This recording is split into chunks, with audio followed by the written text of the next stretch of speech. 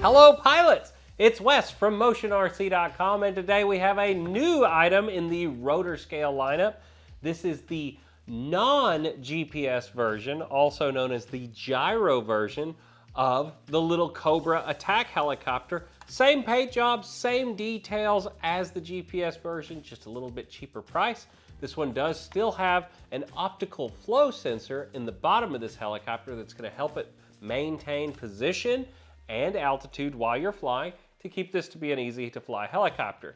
It's just not going to be as locked in as the GPS version, but I promise you, you're still going to have a wonderful time flying this little helicopter.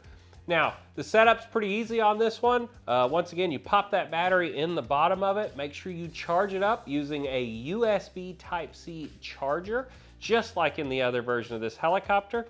And then, as far as compass calibration and all that stuff goes, you don't have to worry about it. Remember, this is a non-GPS helicopter, so all you have to worry about is the onboard gyro being calibrated.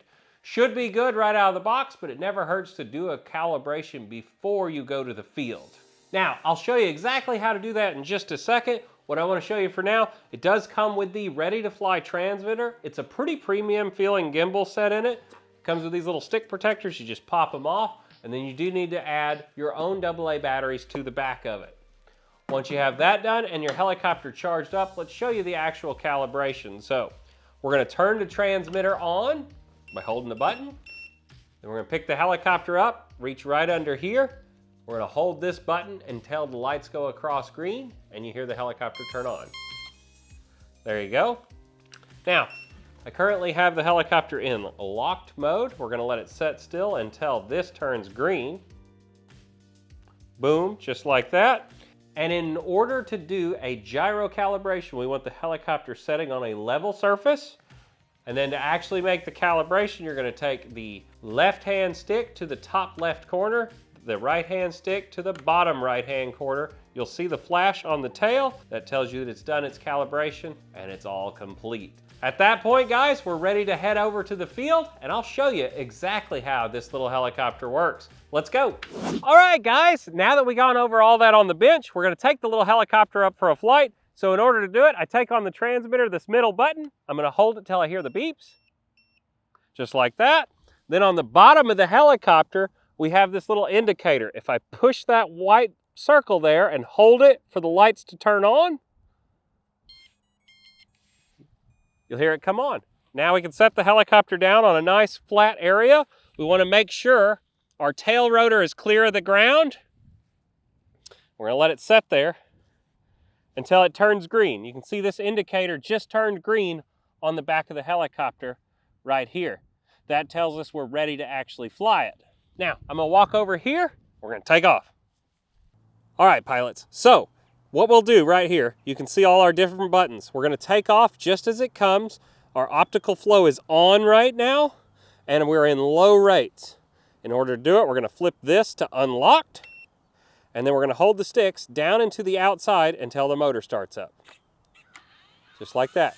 Let it come up to speed, and then we're going to add some throttle to get it in the air. There you go. And we can let go, and it's going to use optical flow to keep it as steady as it can and as even. So it's not GPS. You can see I'm not touching the controller right now, and it's setting there. If we want to fly it around, we simply just start putting some stick inputs in. And like I said, this is low rates, so you can kind of see the speed right now. So we'll bring it back over here in front of us. We'll stop, and the optical flow is going to keep it there. Now we're going to put it in high rate by pushing this button over. Now we can take off in high rates. You can see it's a little faster. You get a little more bank angle limit. And if we come to a stop, I can let go. And it's going to stop where it is and use optical flow once again to maintain altitude and position the best it can. It's going to drift a little bit. It's not GPS, but it's pretty darn good. Now, if we push this one up that says optical flow or manual, we're going to go down to manual. Now, the helicopter will drift. So if I let go, you're going to see it's moving all on its own right now, and that's the wind pushing it.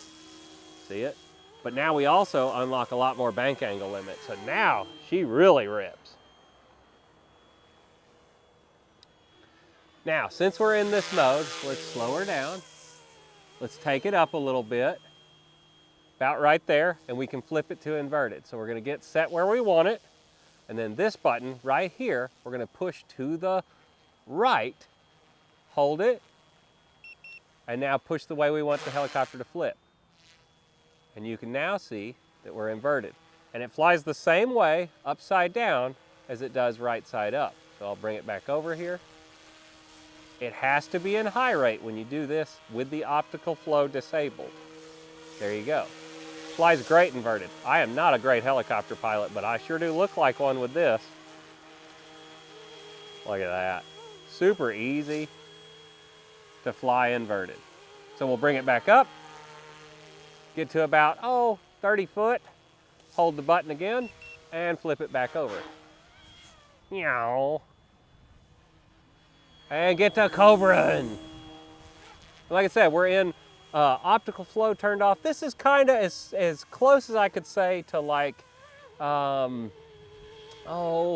just flying it with a gyro, but your bank angle limit. So like I said, you let go, the helicopter is going to keep going. You have to manually command the helicopter to stop. Now, if we go back up to optical flow, you can see I can let go now, and it's going to maintain position. So if I come over here right in front of us and I let go, it's going to stop right here. Now the last thing to talk about, let's get it established in a hover where we want to land. And we're going to use the one button landing feature. So we've got the helicopter established.